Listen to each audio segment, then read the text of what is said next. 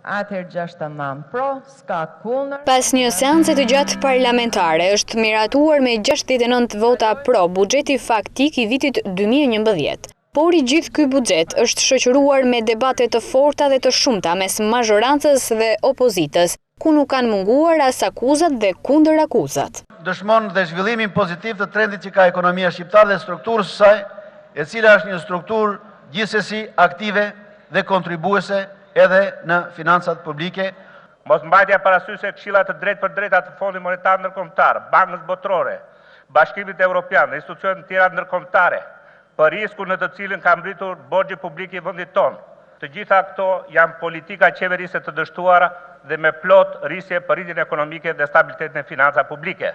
Ndërsa nga ana tjetër, kreu i grupit parlamentar i Partisë Socialiste, Gramoz Ruçi, ka replikuar me kryetaren e Kuvendit Josefina Topalli, duke deklaruar se akti normativ nuk miratohet me 69 vota, por me 71. Shtyme rregullore dhe quajtë që akti normativ u kalua ose fitoi. Akti normativ urrëzua.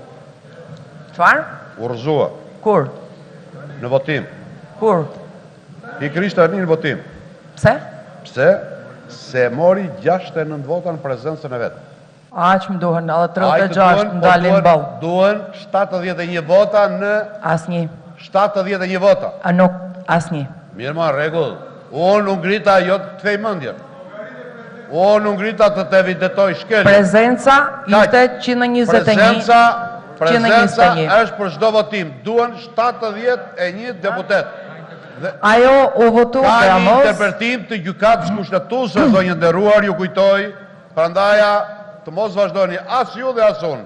Ti nënshtrohemi atij interpretimi që ka bërë gjykata kushtetuese. Duhen 71 vota në prezencë.